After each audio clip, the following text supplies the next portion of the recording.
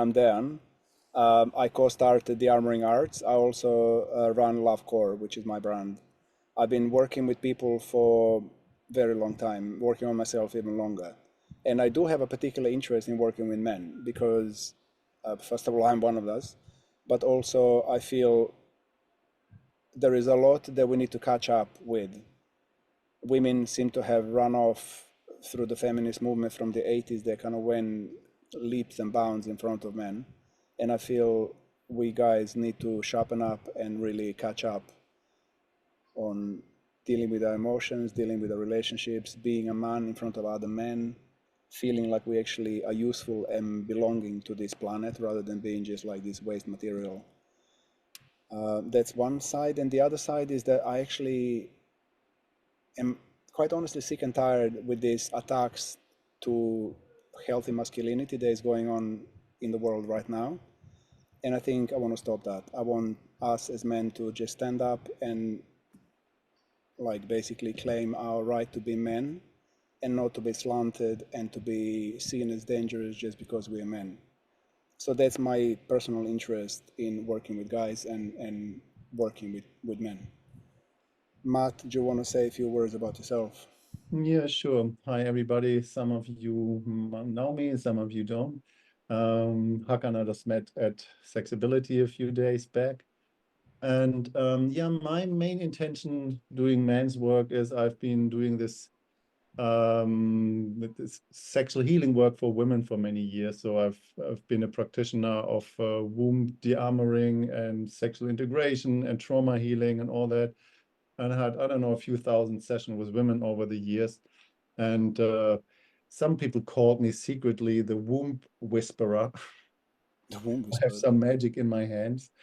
And so I've been working with women over I don't know, the last 15 years. And my work has been changing instead of doing that to women into how to teach men to be in physical proximity and using their hands and using their body and using their emotion and using their power from a place of integrity and alignment. And I've just been, as I said, at Sexability a few days back, and we had an over weight of men there, so there were 650 people or so, and the participants were just about, I think, 250, 300 men, just the participants, and then there are volunteers and other people. So we equaled that out at the end.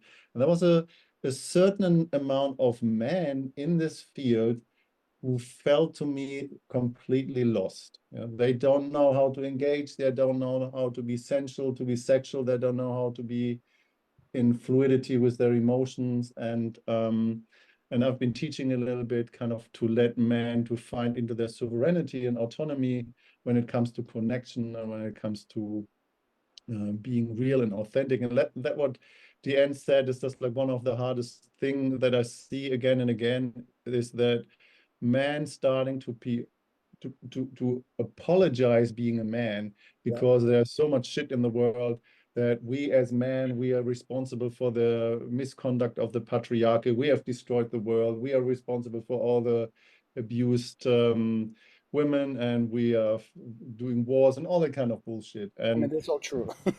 what is true to a degree, but you know, we don't have to put that individual Yeah. on us as men and running through the Yeah. world being guilty, Yeah. having a cock. Yeah. And I think there is a level of possibilities to clean that up, and that's my contribution to the world. I'm a guest teacher in the de-armoring training. Deanne and I, we are colleagues since 2019. We started working together, and I think men's work is one of the most important, precious thing to contribute to the world in my life, Yeah. specifically in the age I'm in. You know, when we're talking about it, when I was listening to speaking, Matt, what's going on through my head is also certain amount of sadness that men don't really hold, they don't powerfully hold for peace on the planet. I find a lot of men are cowards when it comes to taking a side. It's not about ego fights, but it's about defending defending our human right to be safe and integral and supportive of one another. And I see that a lot of men don't do that. So that makes me actually sad. This is also one of the big reasons why I feel I want to work with men, because I want to ignite that part. We all have it. I mean, we're all born with it. You know, we're born protectors. That's our role. If I look at the kind of core of what masculinity is all about, it's we're protectors in the first place, protecting the family, protecting the village, protecting one another. But also this competition, unhealthy competition between men, that also destroys us. You know, so I'm also interested in talking about how to cross from competition into cooperation, how to actually start behaving like brothers that actually give a fuck about each other, rather than sticking a knife in each other's backs and trying to get one over each other and fucking each other's wives and all that kind of shit. So those kind of topics I'm very passionate about as well, to actually talk to men on that level and to see what can we really do to start seeing each other as brothers actually and behaving like that. So that I just wanted to put that in as the beginning as well. Yeah, and to put something on top of the on top, is, you know, specifically being a man and being in your power, being in your strength and in your purpose. That might be when you're expressing your power that you be perceived as dangerous, and because people can't deal with your power or they can't deal with strength. And this is an important piece to be in our power and being in that place that we can own that strength, that we can be dangerous. That doesn't mean we are violent. That means we are owning to our strength and we can express our truth in any given moment because we are capable of holding a position of that, what we're standing for. We're claiming our balls and standing up for what is right instead of getting pussy whipped and following the narrative of the feminine conditioning. We have to be in service that the feminine can relax and is being safe, and we can't be in our power. So my intention is that we learn to step in our power and giving our gift of power. So I think let's hear it from you guys. If maybe at the start, just read through you already have through the points that were written in the chat in a comment, and just see which one grabs you, which one is the most current, which one or something else, but something give us something to chew on. Where do we start from? This conversation has many potential avenues, roads. So let's give you a moment to feel into it, to think it, and let's hear it.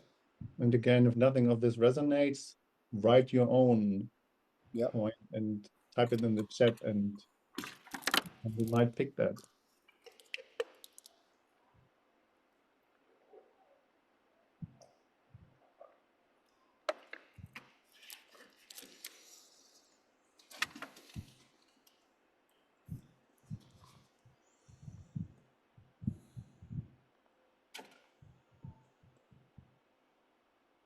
Anyone can start. Hi, Eric. I don't know if you can hear us. I hope so. Please feel free to choose one of the topics in the chats. I guess you can't see that because that's just came in before you arrived. So please read through the points, choose one of the points, or put your own point in the chat. That's for you, Eric, because you came in at the last. How to position yourself among women. What is it to be a man today? How to build trust with other men, and heal past trauma with other men. Yeah, good topics. So guys, why don't you just take a mic, one of you, whoever wants to talk, and let's have a little chat. Speak and let's open the box. Let's really hear what's cooking. So, if I can, I would like to speak a bit. May I? Do you hear me? Yes? Okay. So, for me, it is a question that coming with me for many years along, because we are in a situation, special situation in this moment in life. We come from a patriarchal system. I come from there. My father, the religion, my teachers, where I've been taught with strength and violence, and it's a request to me to be different, because nowadays I cannot anymore use this method, these things, because it's ruined my relation, it's ruined every relation with woman, with work, with everything. So I'm in this process to shift. It's a long process. Since we know each other is 8 years, I'm doing a lot, it's going better. But I can say what is to be a man today, because we are left, let it go, this patriarchal system, but we arrive in a system where the men are really, women are really competitive. They took the position of the man in a way. They use our strength like men. Just the women started to fight against us, and we really don't know in which way we need to act, how we can be, how I can manage my power, how I can be myself, be respect and support, but don't be violent. So these are all the questions that I'm going through in my life, our question, but also our practices that I do with my partner, with my mom, with my brother, with my sister, and so on. So, but I like to share it and open this with all of you. Okay. Okay. So just a show of hands, how many other guys feel resonance with that? Is there a hot topic or not? 1, 2, 2, 3. Okay. Matt, Yeah. do you Would want you to like? take this one? Yeah.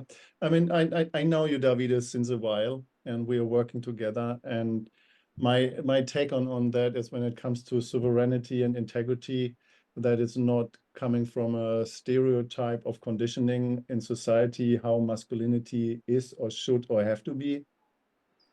It comes from my perspective of what I said before, is just getting to know what your strength and your power is, and claiming your balls and claiming your rights of your power. That means as well being in complete ownership of all your feelings. So what's going on a physical and emotional level in your body, and being in that ownership means being absolutely in uh, claiming your feelings, not projecting them, owning them by saying, I feel I'm in that place, without making anybody else responsible of wrong what is going on, and standing in that power when other men or women or whoever is projecting on you and makes you responsible for how they feel. Validate somebody else's feelings, validate their position, validate where they are, but giving it back to them without fighting or without making the other person wrong, from the place that they are seen, they are felt, they're heard, and you can hold your ground without taking it on and making yourself responsible for how other people feel. That's what I would say to you individually, because I know you. I mean, I have to say, while you guys are talking, what's cooking in my head is there is really nothing changed from, let's say, 200, 300 years ago and today when it comes to being a man. You're still being a man. And so what is lacking, I guess, lately is people hide, men hide, they're not honest. We are slimy jellyfish, spineless jellyfish. We don't own up to shit. We pretend. We don't want to show a bad side. I always want to be right. I don't want to be wrong. I always want to look good. No way I want to look bad in front of other men and, God forbid, other women. So my take to any of these conversations, like a ground level, is get fucking real. Like, start getting honest. Like, be honest. Have balls to actually admit when you make a mistake publicly, not just in your bedroom. Yeah, I should do it. No, go to the guy that you slapped, or go to the woman that you slapped, or go somewhere where you fucked up and say, I'm sorry, face to face. Actually own up. Actually, that's what it means, owning up. It means having balls to stand up and go and clean your shit. That's the start. Without this, there is no movement. So basically, every time I do that, my spine gets a little bit more erect, gets a little bit more strong, gets a little bit more integrity, gets a little bit stronger. And other people feel it. This is just energetics instantaneously. There is no thinking process. As soon as I feel the power, others feel it too. I don't need to show it. I don't need to demonstrate it. It just oozes out of my body. So this would be a good starting point, and this is a good starting point, and actually an end point to pretty much all the trouble that I see in the world today. Is people are not honest. They don't have the balls to stand up to your boss. Like, let's say you're being bullied at work, and you're just taking it. Well, how long? Like, when are you actually gonna stand up and say, stop fucking doing it, or I'm leaving now? But we're afraid, oh, I'm gonna lose the job, I'm gonna lose the house. Well, what's more important? Your integrity and your feeling good about yourself, or having to look for another job? Those all conversations are to be had and answers to be given. So basically, this is first thing. The other things, I feel we need to be practicing to die. We need to practice mini death. We need to be okay with losing, with loss, with complete loss, with being completely trampled. We need to be okay losing everything and starting from scratch, because that's necessary in this playing field of life. If you play safe all the time, then you're a slimy jellyfish. Then you always make negotiations and like choices out of, yeah, trading. You're trading. That's not integrity, that's business. So the skill of dying is really, I feel, also very necessary preparation to become a real man. And then that has to be a practice until we die, actually die. So this is those two things, like being honest, brutally honest, and cleaning up my shit, and allowing myself to just let go and to lose, to actually lose willingly, to die gracefully. So I'm gonna put a pause on that one and see what's cooking inside your heads when I say that. What kind of reactions do we get to that?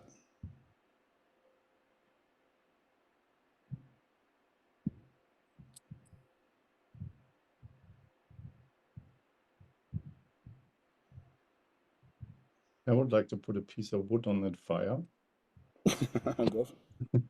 And specifically coming to that place of heal past trauma with other men, how to build trust with other men, how to be a man today, and how to build trust with other men in any situation. And most of us, we are conditioned and wired as reproduction machines. Yeah. So and I was one of them, have not owned up to our desire, wanting to have sex and wanting to fuck and being sexual. And specifically in the Dearmouring training, we do that quite a lot, that we just ask men in the processing circle to stand up and own your balls and just say, hey, I just want to literally, my honest truth, I want to fuck everything that has a pussy. Yeah. And just being with that doesn't mean that you have to do that. It doesn't mean you have to approach any woman. It doesn't mean you have to run through the picture as if you're kind of on a hunt or on a destructive, violence, sexual journey. That just means own your balls and own your desire. That's one of the most important thing. And then the second on top of that is brotherhood. So that means, how often have you been thinking of fucking a woman, or maybe you have done that in your life, you have fucked a woman, where you betrayed another man as a brother, kind of behind his back, having sex with another woman, and doesn't give a fuck how the man behind feels. Yeah. I have done that, and I guess some of you have done that as well. I've done that. So the question is, when you are in brotherhood and you have an attraction to another woman, can you own up to your attraction, and can you speak to another man as a brother and say, hey, your woman is smoking hot, I can't not think of her, and doesn't need to tell you I have an attraction to your wife or to your girl. Doesn't mean that I have to take her away. I just need to own that up to you. Have you tried that in your life? This is where you build trust with other men. And then there is another one. This is the third step. This piece of wood that I put on that fire. If you live your life as a reproduction machine, that means that every time when you're getting a hard on, that you just ejaculate your life force energy in a tissue instead of using your sexual energy as a forceful, let's call it rocket fuel for spiritual and personal development, then you're literally on the level of an animal. Yeah. So that this level of sexual competency and autonomy starts within yourself with owning up to the power of your own sexual energy. Yeah. And reproduction is a survival mechanism on the lowest level of survive. Let's hear it. I really really want to hear some guys. What's cooking? Like both of us were now saying few things. Eric, you want to speak? Please do. Eric. Yeah. And thank you for what both of you said. This resonance, this is resonating really very much with the place that I'm in, actually. And I think especially the part about owning up about your feelings, and for me also about my aggressiveness, my ability to say no, and ability to really be honest about I'm not gonna take whatever you're doing at this moment. I'm not, this is not feeling good about that. So I'm kind of hiding. This jellyfish thing is, this resonated, and at the same time also the desire to move away from that. It doesn't feel good. It doesn't feel like the man that I am.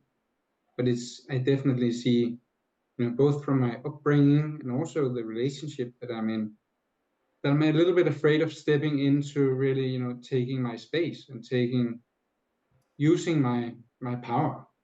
And what's the fear? What's there to be lost?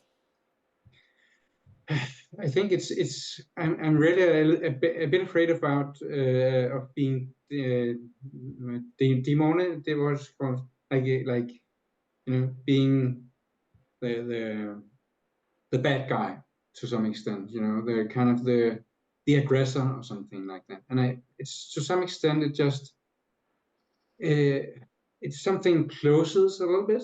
If if my partner goes into being a victim and I become the aggressor to some extent, then it just closes off this dynamic. Just So what is to be lost? I think it's just probably a self-perception to some extent. So have you ever challenged that? Have you ever tested in your life in some situations what will happen? Yeah, I have tested it, and when I'm then met with oh, you're too aggressive, or this is too much, or whatever, then it just it crumbles inside me to some extent. Okay. Yeah. So that's and I think I become a little bit afraid of that crumbling thing, actually. And describe crumbling. What's the actual mechanism? What happens within you? What happens is kind of like the power dissolves, or kind of the energy just isn't there. It's just faced to the floor. And what is left? Sorry? What is left after that happens? Who are you then? What's going on then? Then it's just probably it's an honest place if I dare to go there. What does it feel like when there is no power and it deflates and it kind of crumbles on itself? It feels it feels like a little bit of a dangerous place, because I don't feel my power. I don't feel like I can defend myself. I don't feel like I can. No, I just feel like I don't. Yeah, it just feels really uncomfortable not being able to, defend myself and have my power. And this is the Does process that make of sense? dying. This is the process of dying that I was talking about. Somewhere within you, you need to actually accept that place, Yeah. take like a big gulps of it, big gulps of this weakness, so-called weakness and crumbleness, mm, swallow it with your full lungs, mm, let it fill your complete body until you feel it to the end of your fingertips, mm, and just breathe, and then see how long it lasts. mm. See what happens after, because Yeah. life carries on after. And so I don't know if you've ever done it, but you haven't said it yet. No, To no. actually give yourself time to go completely into it, Mm, fully immerse it, experience it, like emotionally, mentally, physically, energetically, feel like fucking shit, mm, like a crumbled little piece of nothing, mm, and just be it, mm, become it, mm, breathe it. This is the dying that I'm talking about. mm, Without making friends with that kind of space of being mm, shitty fucking nothing, mm. you cannot be great, No. because you will always be afraid of it. And this is yeah. You will never go extra mile and allow yourself to be like a sore thumb Mm, in a crowd that everybody points fingers and say, you fucking idiot, who do you mm, think you are? You are nothing. Da, da, da. mm, So next time that happens, I inspire you, try. mm, Don't trust me, mm. anything I say, everything has to be tried. Yeah, And just dissolve into nothingness fully, yeah, and then see what's left, how long it takes, and who you are once that goes through. yeah, yeah. And Again, it resonates with me, right? But this is needed actually for me to move forward. Yeah. yeah, Okay. my kind of five sense to that is, and I guess this is a theme for most men and in here and in the world, and I guess for you as well, because it's very common, and I had the same thing, is that we are afraid of our own strength. We are afraid of our own power. We are afraid, so we are scared. There's fear about our own anger. Because to some degree, we all have learned, maybe we had an unhealthy, violent father, or we had kind of bully other men around us who were violating us. So that anger is, in most of our interpretation, an aggression. Yeah. And that makes, whenever the feeling of anger cooks up in our belly, yeah, in the power center, we are scared about ourselves. And we are shit scared that we're being judged as an aggressor and as a violator when our anger comes up. And then when we have people finger pointing as ancestors, like, yeah, you're just like an angry person. The key to that is total ownership of your own anger and expressing your anger not from a perspective of making other people responsible for how you feel. So owning your anger means not being aggressive and letting anger leaking out on side steps and trying to bypass how you really feel. Passive aggressive and all that. Passive aggressiveness, just like claiming your balls, claiming your power, and using your anger in full ownership and using anger from a field of protection for somebody else. Yeah. You don't need to protect yourself because you're strong enough to stand. But when you use your anger to protect your family, when you use your anger to protect your friends or your lover or people who are in danger, then anger is one of the most creative, strong, important energies that we have as men. And when we men come together and having ownership of our anger as a resourceful energy, you know, this group of people here, you know, we can build a house in a fucking week if we're using the strength of our power, our anger, and creating something. If we need to build a shelter for a family because something has crashed, we are strong, we are men. But if we are afraid of our own anger and are afraid of being judged as being aggressive when we feel our anger, then we are lost. Yeah, that definitely resonates. And also with the, you know, finding your purpose in life and going after that, that's kind of also blocked based on this a little bit. Yeah. Yeah, when it comes to passion, for example, where is passion located? You know, when you want to go towards something and you want to go the last mile and you just want to really bring something home and you're just going for the highest value of something, what is the anger, what is the energy that brings you through this last mile? What's the energy? What's the feeling? What's the emotion in your body? What is it for you? For me, it is this. There's a part of an anger in that. Yeah, it is anger. This power. It is anger. Yeah. Not aggression. Anger as a source. Yeah. Okay, that was my 5 cents. I hope that lands somewhere. Definitely. Yeah. Someone else, guys. What else is cooking? I've seen Max Tillman's head nodding, and I was just wondering, what was that nodding for? Are you willing to speak?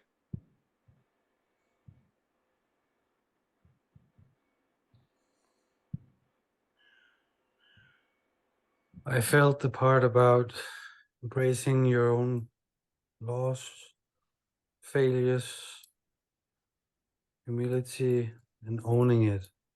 Because otherwise I'm just afraid of it and it blocks me from doing great things. Mm-hmm. Yeah. And I agree. When I get really, really angry, I feel it as a tremendous power, like a volcanic power inside me. If I can channel that to do something constructive, perfect. Yep. But if it comes out because I'm mad at my girlfriend and break things and yells, then it's horrible and I'm ashamed afterwards. So channeling the anger to do things. And you said we can build a house, we can build a shelter if we can channel that power we have. So I agree. Thanks, man. Someone else. What else is cooking?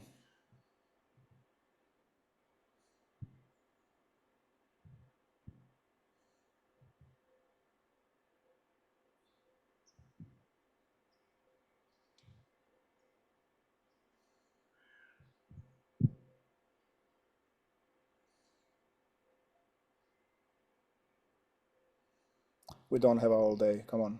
Mighty, please unmute yourself, jump in. Hello, everyone. Can you hear me? Yes. Yep. I'm just going to take a slightly different angle. I really like Gian was saying. Like, Your sound is a little bit muffled. Something is not. I don't know if you can get closer to the mic or something. can you hear me better now? Yeah, it's better. Okay. Yeah, so Gian, you sound like a old Buddhist monk, digging the lower layers of happening. And I'm listening and I'm hearing a lot of talk about anger and desires. And I'm just wondering if the issue is personally dealing with desires, personally feeling anger, because anger sometimes is a second emotion, something else behind it. And I'm wondering if there's something else that we can explore at deep level, rising above those lower chakras and just looking down and seeing what is going on. It's making me get angry in this particular situation. Desire this person, that person. Maybe it's just still not a lack of a better expression. You're not a cooked goose yet, and you're just being full of different desires, different feelings, and maybe taking the time to work yourself out, and then go out and engage again. First of all, Mighty, thank you very much. As much as I could understand that, it's just like it fits into the theme of anger. The first reflection I would like to give, would you like to hear it? No. Get yourself a good microphone. That means not only, ideally, I mean, use your voice in your life and make sure that your transition of that, what you need to say, what you have to say is coming across. Okay. Yeah. So make sure that you are in expression of what you have to say, so that people can hear you and that what you have to say is valid to you.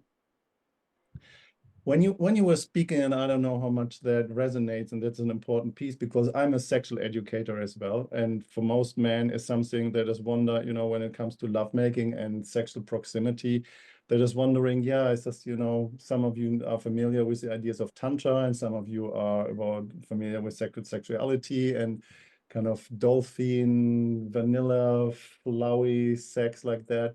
That's just all nice.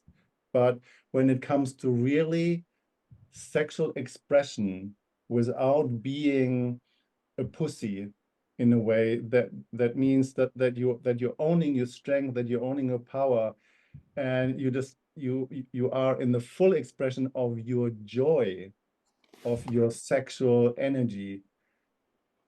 The full expression of your sexual energy, where is that rooted? Is that rooted in fear? Is it rooted in sadness? Is it rooted in joy? Or is it rooted in anger? When just when you look back, when you had the best expression of your sexual energy, call it your master fuck. Whenever you have access to that, what's the energy that guides you into that place where your partner says, oh my God, just fucking do me? What's the energy you're doing that with?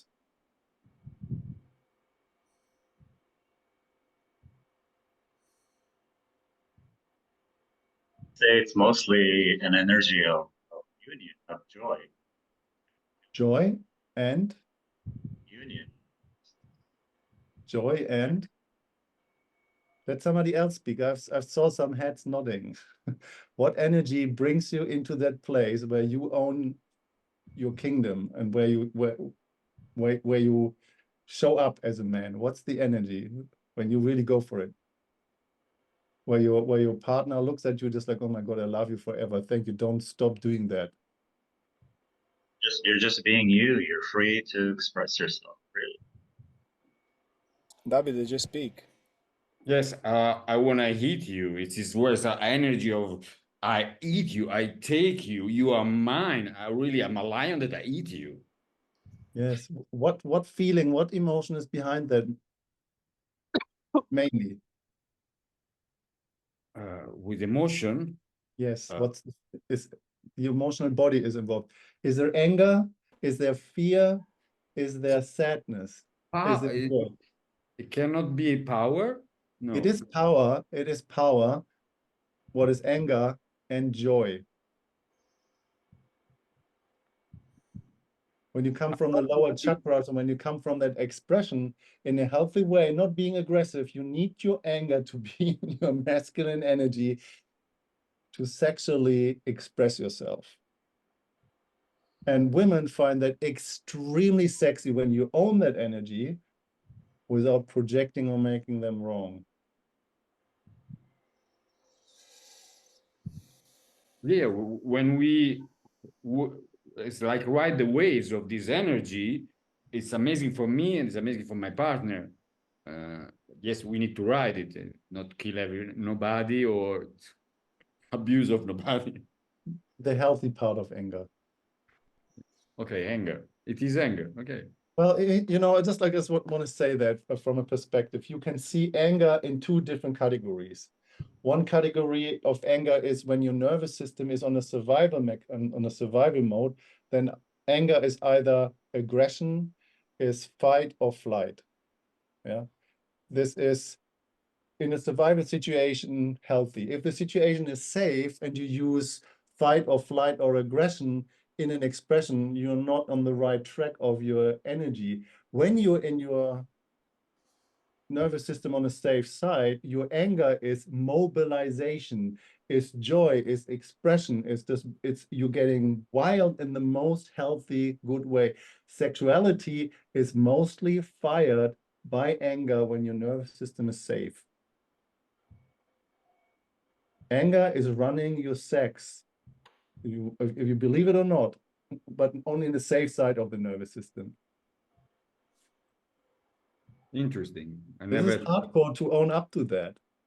Yeah, and it's difficult also to accept, but I'm open to just experiment and become conscious about that. Yeah.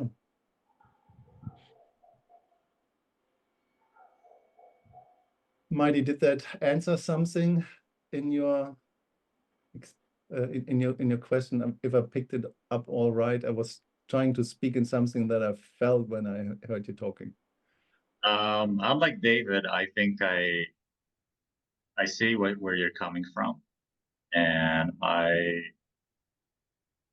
don't know. I don't know if I agree if it's anger or it's something else. But yes, definitely there's this passionate energy that comes through. That's anger. And if it is living in with as anger, so be it. All what we care about is that feeling. You can call it anything. But if it is anger, then so be it. I want to give you a different angle, completely different angle to what Matt was talking about. So one thing is running with the impulse and recognizing where the impulse come from and honing it and using it for the benefit of better life. The other one is saying no to it, is actually putting, you know, like horses, you put a thing and you pull it back and you hold it. Well, that's what you need to do with that energy first, because until you can do that fully, you're not safe. Because first you're leaking and then you're taking. Then that powerful force that comes up very easily becomes aggressive, so taking, or the wrong side of anger.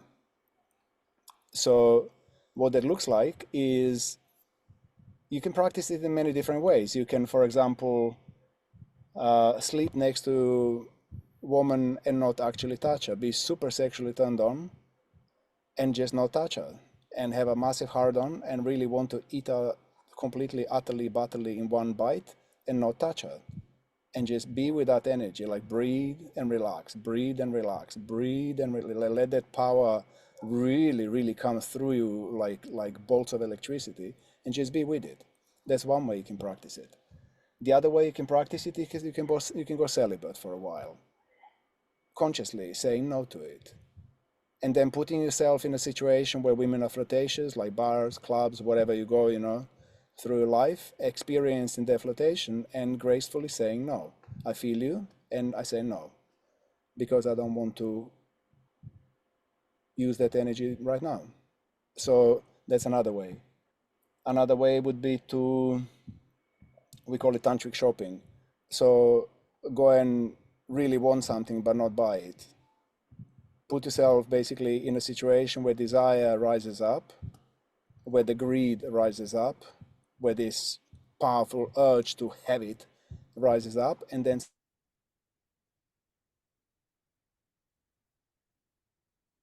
You're frozen.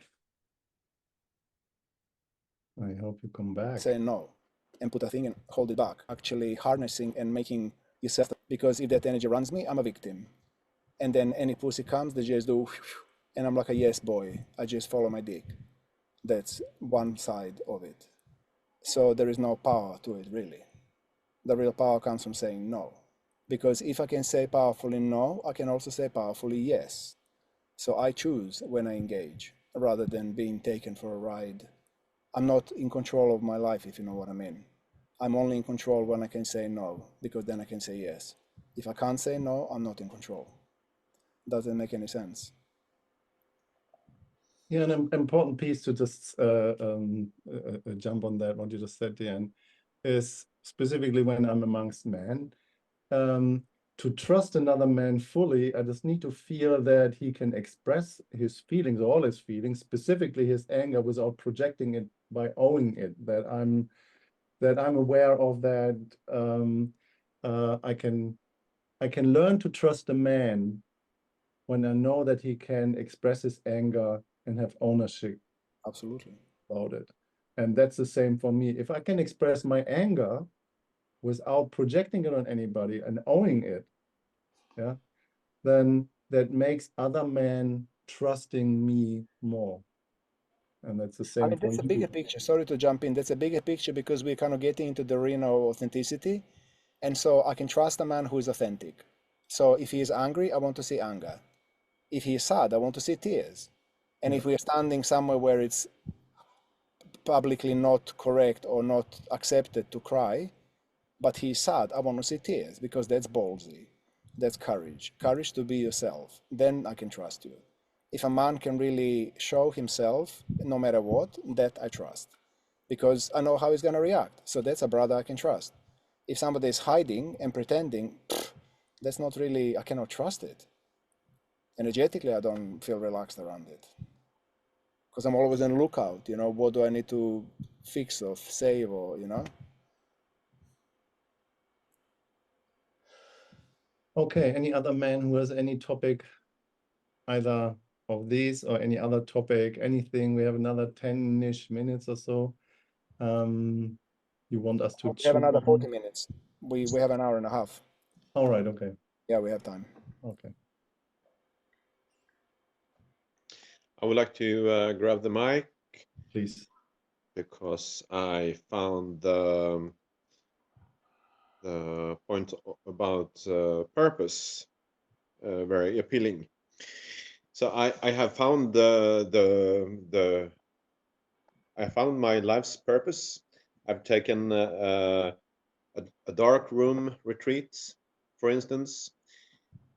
I have as of work, I have found my purpose. I work with a few things that I'm very passionate about. There's no question about my path, and so on and so forth. But as of direction and structure, I lack those things. Direction. You can see the goal, but you don't see the path to get there. Yes, correct. So the actions that I need to take in my career, I don't do very well. So as of how to go further. Why don't you? What stops you? Actually,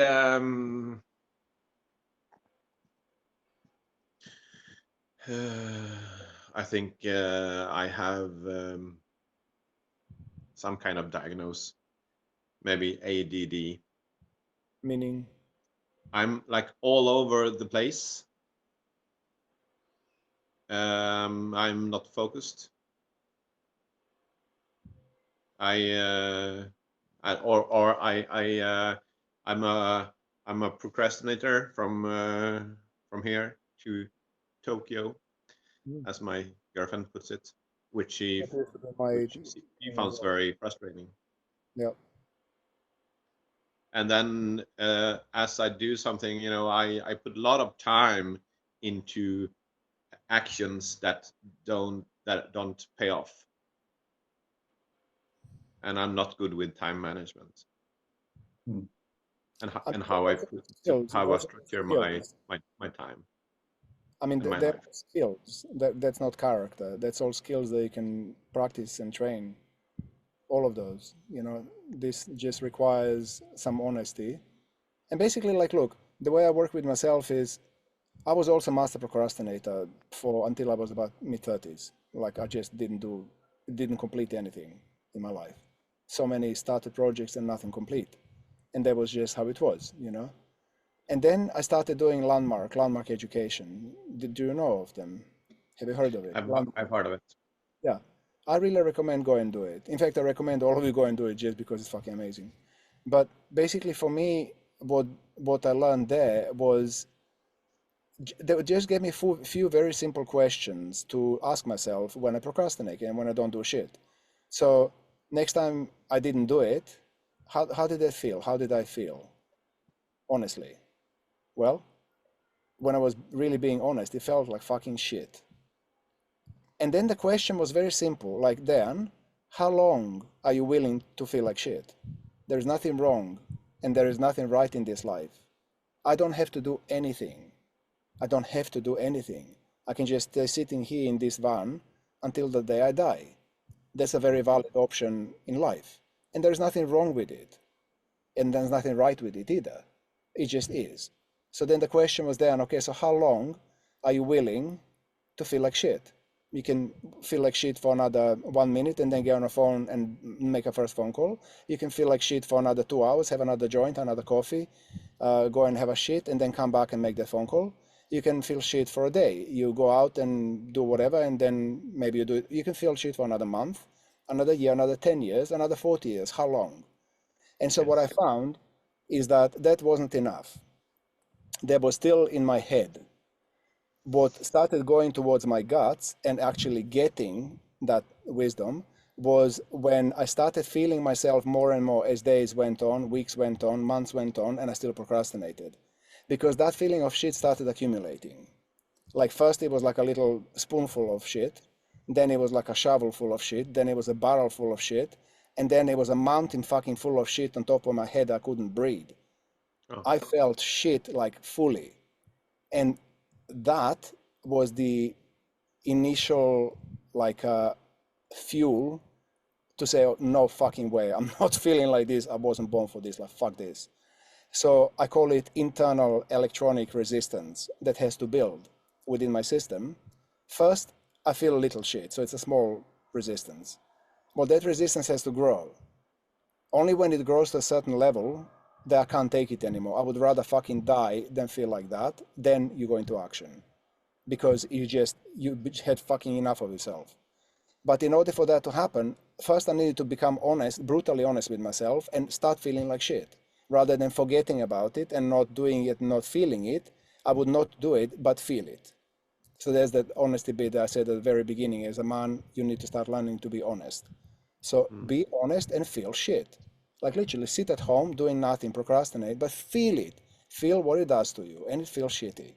And then another day, another month, and then it's gonna come a point where you won't be able to. You literally they're gonna do a suicide. They will do something.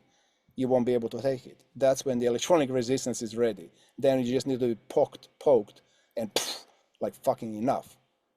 So this is like one mechanism that works for me. It's just a pure technique and experiential gaining experience of how shitty it feels when I don't do stuff that I said I would do. Equally, and this is the spiritual gym, I call it a spiritual gym, when you start lifting spiritual weights and getting your integral spine straight and strong, that's how it's built. It's built by doing things that I said I would do. So let's say I say I would go and cut the grass tomorrow and I don't do it. Well, I start feeling like shit. My internal power and the spine is like, if I do it, my spine straightens up a little bit and I start feeling great about myself. And this is pure energetics. There is no wishful thinking. This is not positive thinking. This is actual energetics of the body, because that energy that I said I will do it, it has power, it has weight.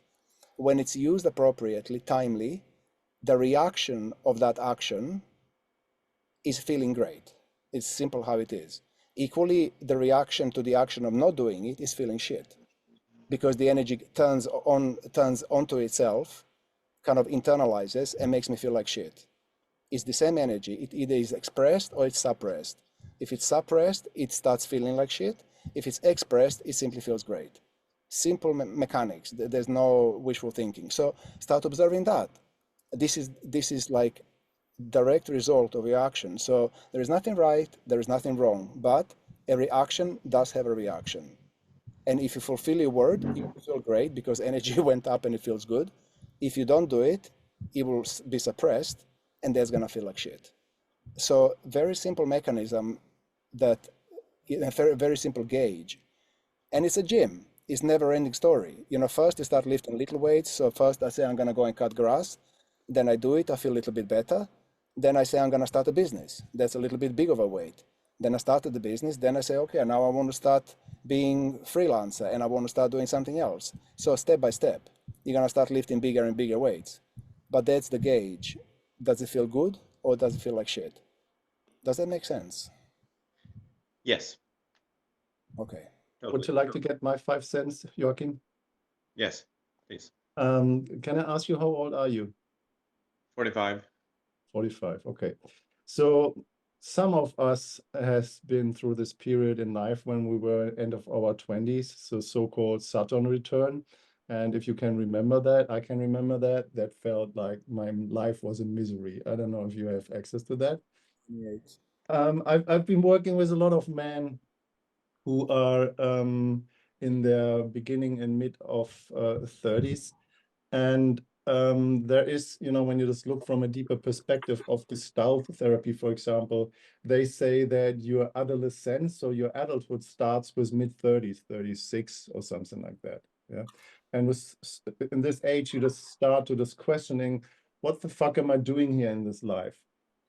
Why am I here? Where am I going? Where I'm from? And what's the direction I'm having? Some men starting to create families, some men starting to create a business, some men start to travel. So this depends on where your, you know, your passion and your purpose is. Interesting is when you now in your mid-40s and you look back the last 10 years, and like Dan said, just like, how good do you feel about yourself when you say just like, fuck, I think I've wasted already 10 years of my life. What am I doing with that? And where do I want to go? Where do I want to be? And there is the second Saturn return that starts to kick in when you're in your mid-50s. You will have another 10 years. And in this mid-50s, when you don't have anchored your life purpose, what you're really passionate for, what you really bring in life, most people that I have seen over 55, over 60, who have not lived their purpose, they're getting fucking grumpy and aggressive and projecting all their shit on the younger generation that they had it so much easier and lighter like they did. So what I want to say is specifically in this age, and mid-40 is an age, you know, where the reward circuit of your brain is starting to calcify. So that means just like really sorting out where do you have addictive behavior in your life, and getting really clear about yourself to just like clean yourself up, do a detoxification, or this dearmoring thing is an emotional detoxification, so that you literally start to own up what your passion and your purpose is and fuel your energy in a direction where you want to go. And you know, if you want to, you know, here where you are and you want to go to China, and it's a long flight and you just have to do a lot of organization, maybe the first step to go to China is not to just like think you have to jump in a fly in an airplane and fly over. It's just like, okay, so how can I make that happen? What's the small step? So when you are where you are in your procrastination, maybe you have two big steps. Maybe you just have to go and do smaller steps in there. This is one piece. Yeah. And another piece is specifically when it comes to sexual energy and the power of sexual energy. What are you doing with your life force energy? Are you having a sexual cultivation practice? Are you capable of using your sexual energy to fuel your purpose and fuel your energies as a man in your life and following what's really important and valid for you? And these are all questions, if you can't answer them with a satisfying answer, you probably need to sit down, like Dan said, and just feel this for a while. Yes. Okay. Yeah. My battery is running low. So Right. if I'm away, that's the reason. All right. We have not scared you away, so it's just your battery died. That's totally fine. Does that make sense what I'm saying? Is it landing somewhere? Or what Deanne is saying, does it land somewhere?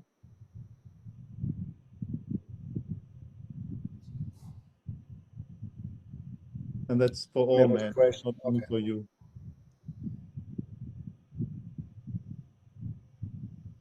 Does it make sense, or are we full of shit and you think, oh my God, they have no idea what they're talking about? So just be honest, be real, speak truth. Is it resonating or just like, no, I'm just, yes, please, Jens. You okay? I think. Can you hear me? Yep. Yes. All right. Well,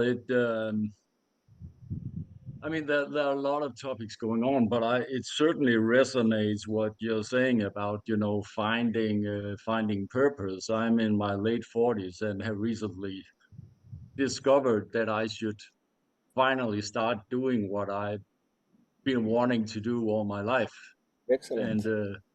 which is yeah, and terrifying also, and challenging for sure. You know, just to actually get it done. And And what is that? it's become like possible by getting to a stage where I no longer really give a fuck what the reception of what I'm doing might be. Yes. Yes.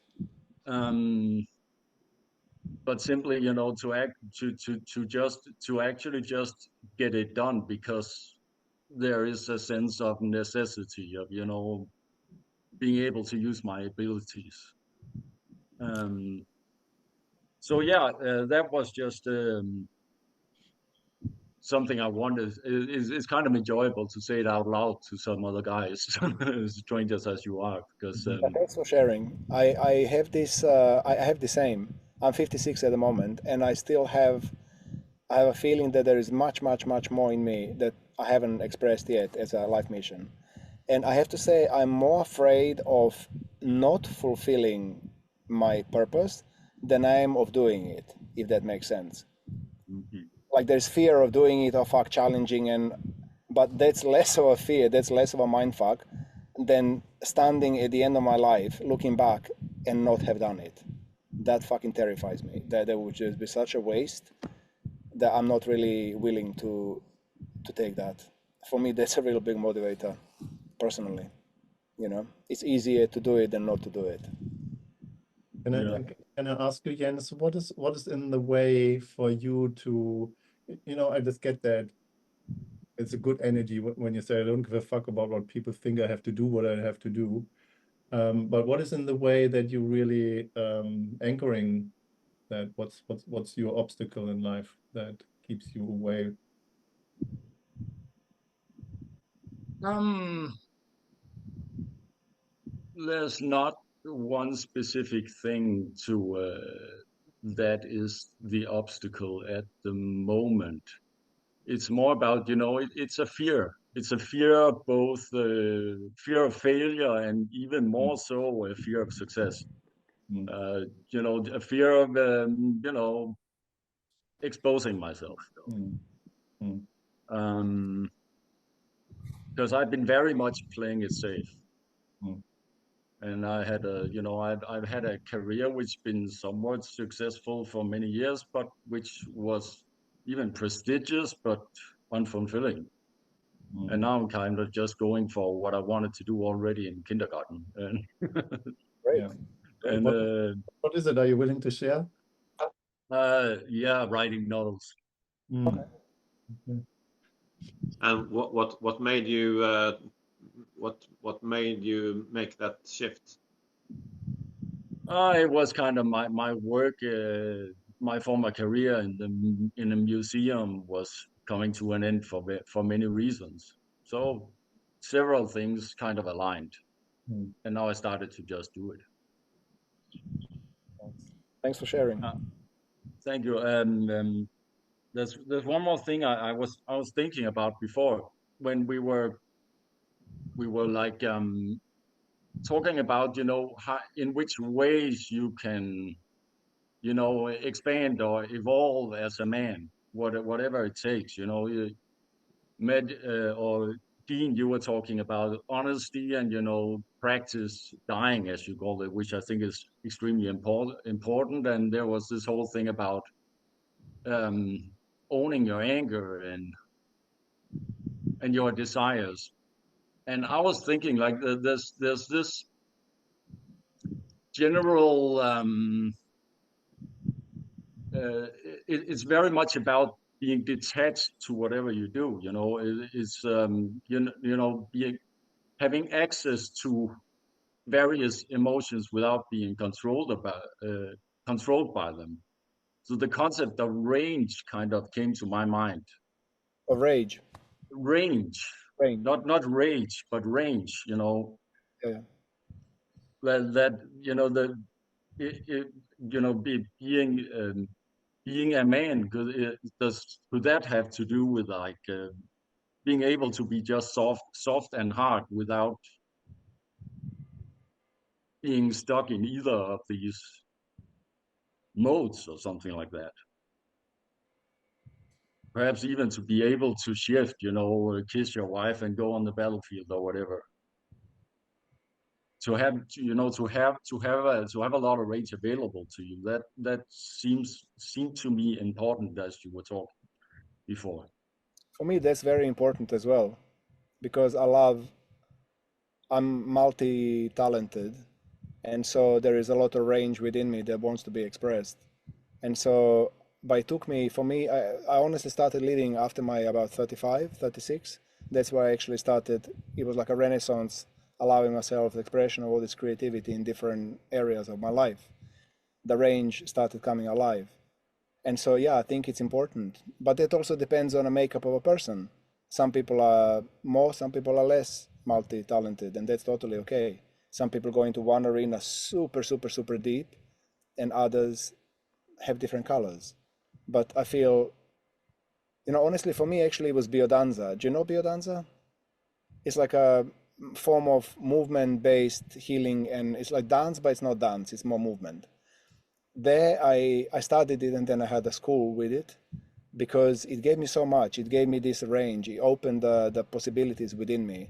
I could practice becoming one Dan, second Dan, this dynamic, that dynamic, this relationship, that relationship. Hundreds of different dynamics, like the whole human spectrum was exercised in biodanza.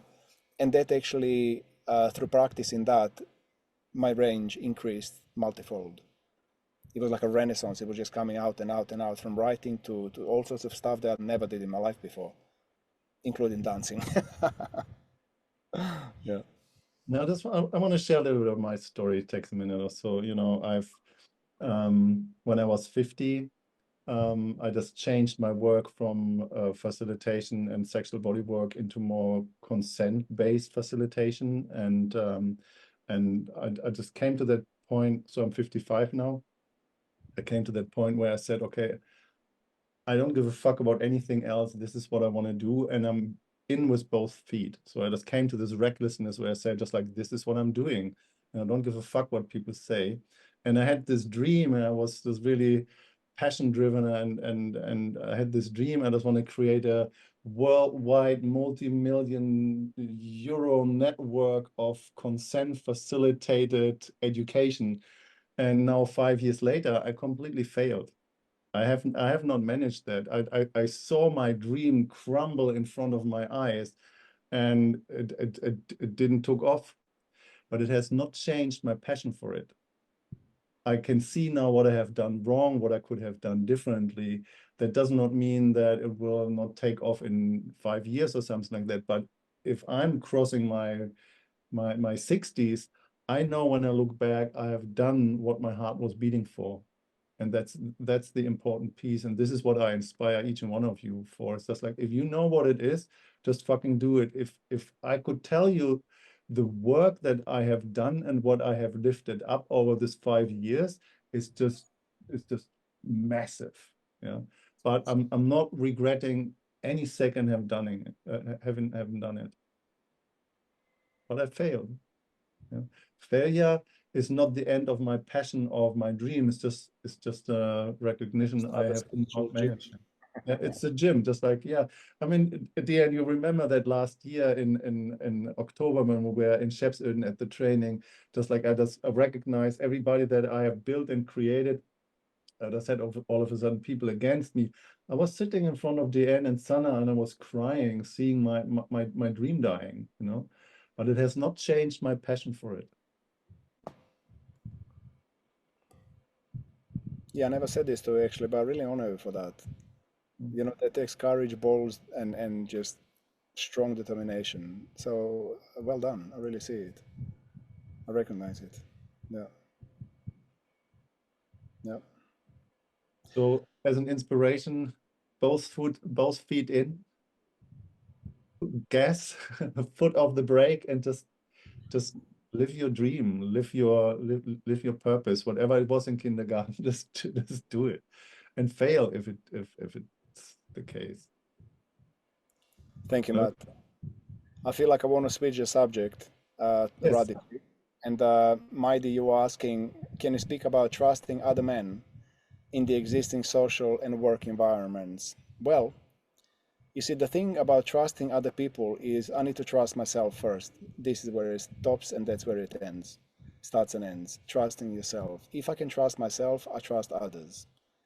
And it's almost like I do a lot of trust. I live without insurance, if you like, in life.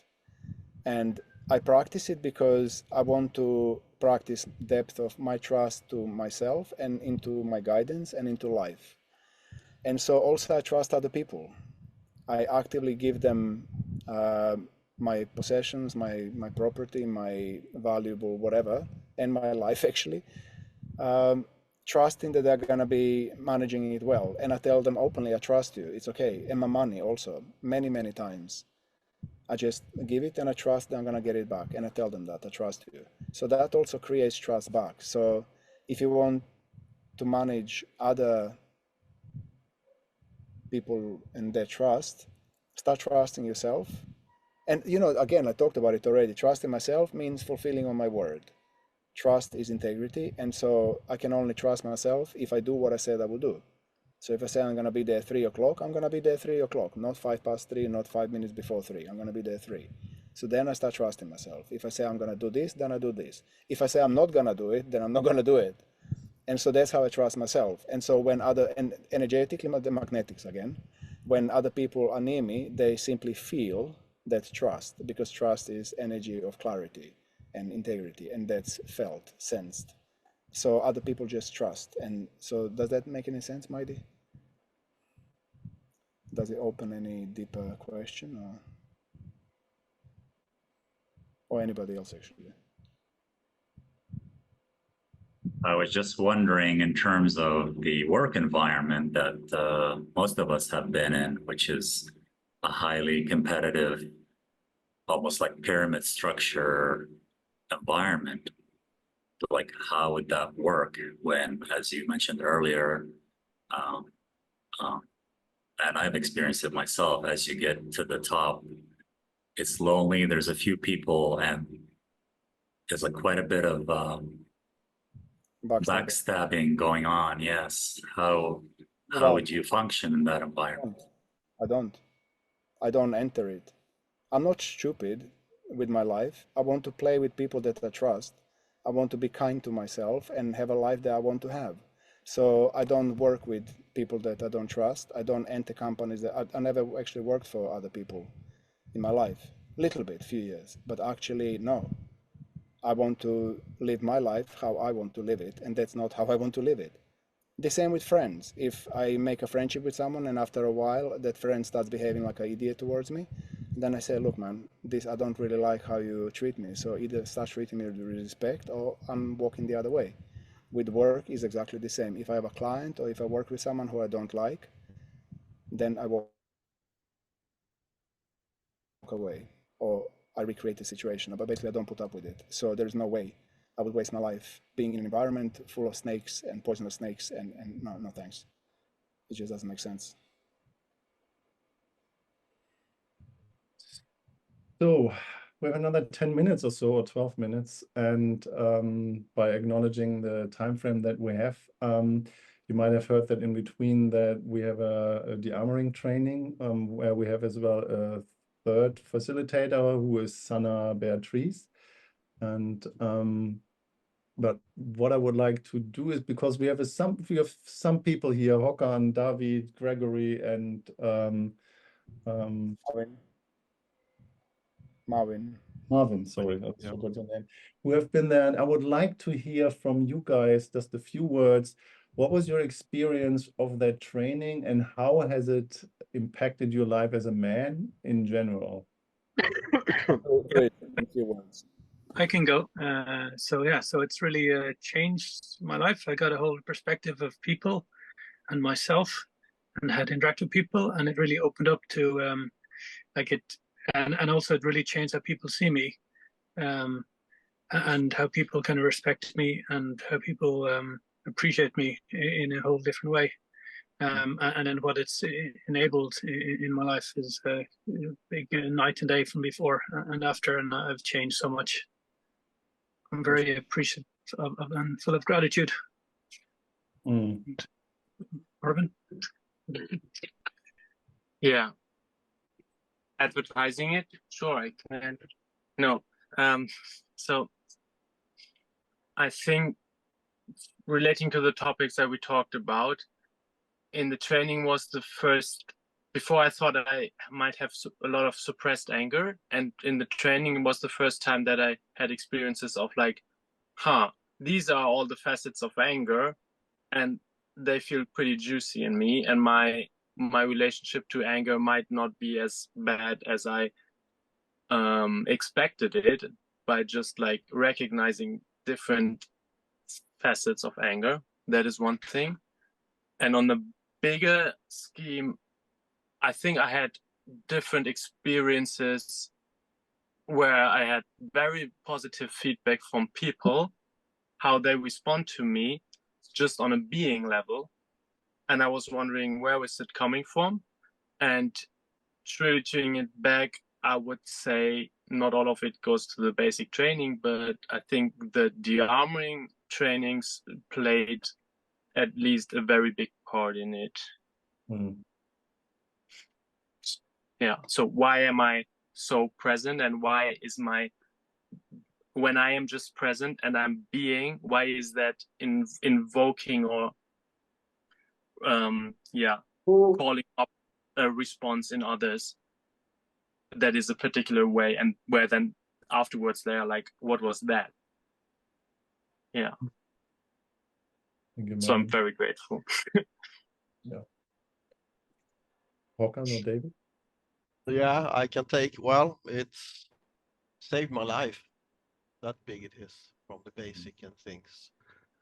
And for the anger part you said, I do remember when we did this exercise for anger, I don't have an anger in me, and then everybody just went on for an hour. I had so much in me. And 2 minutes before I said, no, I don't have anything. Yeah. No, I'm Swedish. I don't have anger. We don't do anger. And especially now when we did the body, breath, and sound, it was the first time in my life that I could sit and filter someone's feeling. I'm autistic, and so for me, it's been like I have to feel someone else, I have to be it, and then it got stuck. And then came, and this took me 2 years to analyze this thing. It's a few steps there. And during this body, breath, and sound was the first time in my 55 years old life that I could feel someone person and be with it and leave it. So I go full in now, and I will, big changes the last 2 years, and I will. Thank you, Håkan. So the armoring for me is something that I integrated in my life. I started 8 years ago like a filmmaker in the Dearmouring training. I had the occasion to see how the people were working on themselves with others, and how this work was effective in their life. And I saw in 10 days, the first 10 days, and I also testimonial through the video that I made, how the people were flourishing, were living trauma, were living pain, we're going through pain and trauma, and take it away from the body, and it started to become more alive, full of themselves, and find themselves in a way, or part of themselves. This was, I can be through the process of filmmaker, and then I've done it in 2021 like a practitioner, and I introduced in my life these tools to feel myself, feel where I have a blockages, where my stomach is blocked and all my energy fucked up, and I became angry like a crazy just because my belly is blocked. And this is, first of all, to start to feel myself when I have a block, we have a pain, and work on it and take it out. And then the capacity to start to feel the others. Through this, I really, my hands are going and intuitively in a body of someone else, and I feel where they have the blockages, and I'm able now to help the person to open these blockages through my energy circles. Thank you to Diane. I'm just saw it, you do it in the first, and I learn it just to see it and film it, and I learned these tools because there are many tools that are passing. So it is so useful to have it like tools, art in your life to feel more open, to feel more alive, to connect, and so on. So, thank you so much, David. I just want to say a few words. So we don't want to sell you anything that you don't want to do. We just invite and inspire you to come because it's a life-changing training. And I drop a little message here in the chat. So you can get on the webpage of the DearmouringArts and get some information what the training is and what we are doing, and you get more to know who we are. If you're feeling inspired and just want to have an individual conversation with me, there's a link where you can book a half-an-hour free call. It's not selling, it's not doing anything that you have to jump on the training. You can just come and have a conversation about your individual case, about the armoring and what you would like to learn. And we have a early bird ending on August 20. And if you are interested and this is for you, we have a webinar special for the next 24 hours. If you are curious and interested, where you can have €100 discount as well. There are payment plans. There are different ways of paying with cryptos if you want, and maybe Dan, you want to say a few more words? No, I think actually I wanted to talk to you about a different kind of training that I'm doing in September, which is called Deepen Your Presence. Okay, we'll jump on that first. Yeah. I mean, this one is complete. I think you've said enough. Information is shared. Take a look at it. Yeah, it's our training, but it's fucking amazing. I mean, it really is. But I wanted to talk to you about Deepen Your Presence. So it's a 7-day training in Spain at the end of September. I'm running it on my own. And really, I see the presence and deepening it as the most important subject we can ever train, regardless of what job we do. Just deepening the presence between me and myself. So you're very welcome. If you're interested, I'm going to send a link to description of the training, both actually in the email with the recording of this webinar. So you can actually see it again and relax and kind of recapitulate. But you're invited to both or not. It's up to you. I really enjoy talking to you. Thank you for your trust. Thank you for your time. We do these webinars on different subjects pretty much, not weekly, but every couple of weeks at least. Very welcome to come again and join different topics. And also, if you have any topic that you would like to discuss, let us know, send us a message, and we create a webinar specific for that as well, because it's always good to talk about stuff that people want to talk about. I think we are past our time, so let's say goodbye for this time. Again, thank you so much. If you want to get in touch, please do. We're always here, both Matt and I. If you want to have a chat, no problema. And other than that, yeah. Copy the links out of the chat or open the links so that you have access if you want to. Yeah, that's true actually, because once we close the chat, it goes, yeah. All right, everybody. Thanks for joining. Have a beautiful evening. So good to be in the company of men who just want to be in company of men. That's very refreshing. I love that. And I hope you have more of that in your life. So. Yeah, me too. Take care. Much love. Bye. All right. Bye, guys. Ciao. Bye. Thank you. Bye.